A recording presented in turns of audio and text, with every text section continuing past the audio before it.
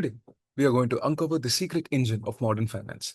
We'll explore two concepts that, when combined, allows us to find a fair price for some of the most complex and uncertain financial products in the world. We'll talk about the risk-free rate, the bedrock of all financial valuation, the almost magical idea of risk-neutral pricing. This journey will take us from the real world into a hypothetical one and back again, culminating in a practical Python example where we'll be looking at pricing an option from scratch. First, let's establish our foundation. The risk-free rate of return is a theoretical return you'd get from an investment with absolutely zero risk.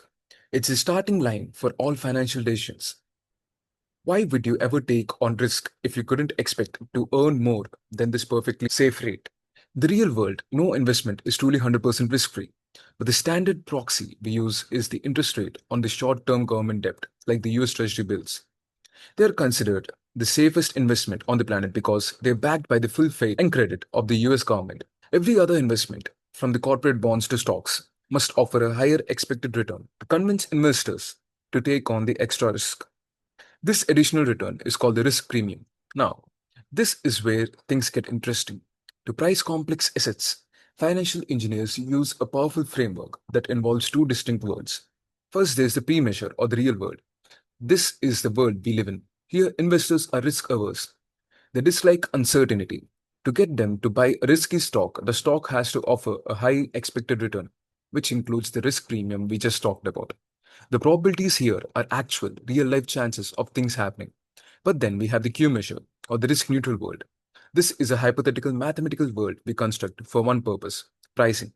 In this world, we pretend that all investors are risk neutral. They don't care about risk at all. And because nobody needs to be compensated for taking on risk, the expected return on every single asset, whether it's a boring government bond or a volatile tech stock, is exactly the same: the risk free rate. This brings us to the central idea of modern finance. We can perfectly price a complex risky asset by calculating its expected future payoff in the risk neutral world and then discounting that payoff back to today using the risk free rate. Why does this mathematical trick work? The answer is no arbitrage. The price we calculate using this method is only the price that prevents risk-free profit opportunities.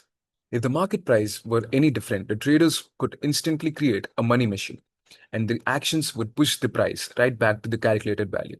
This is why the price we find in the imaginary risk-neutral world is the correct price in the real world. Think of it like a universal translator.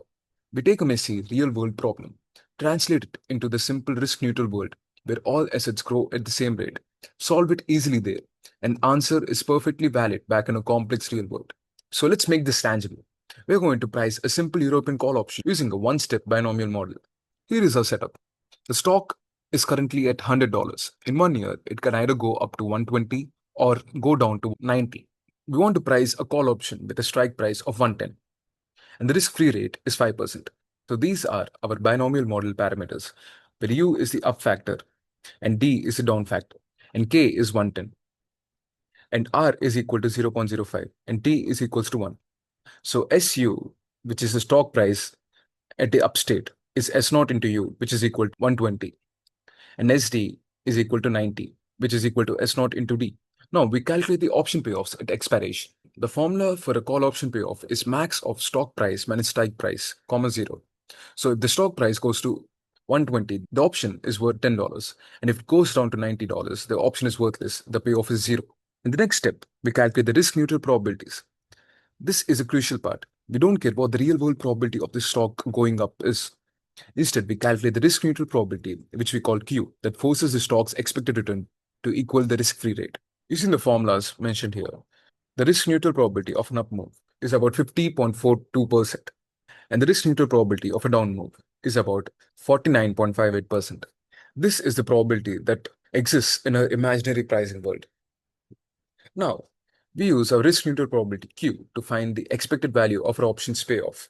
So, expected value is equal to Q into the payoff in the up state plus 1 minus Q into payoff in the down state.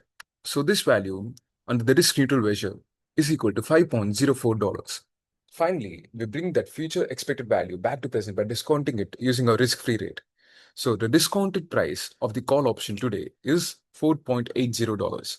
And there we have it, the arbitrage-free price of a call option today. We just priced a risky, uncertain derivative without ever needing to know the real probability of the stock's movement or how investors feel about risk. All we needed was the principle of no arbitrage and the risk free rate. This powerful framework is built upon two pillars: the risk free rate.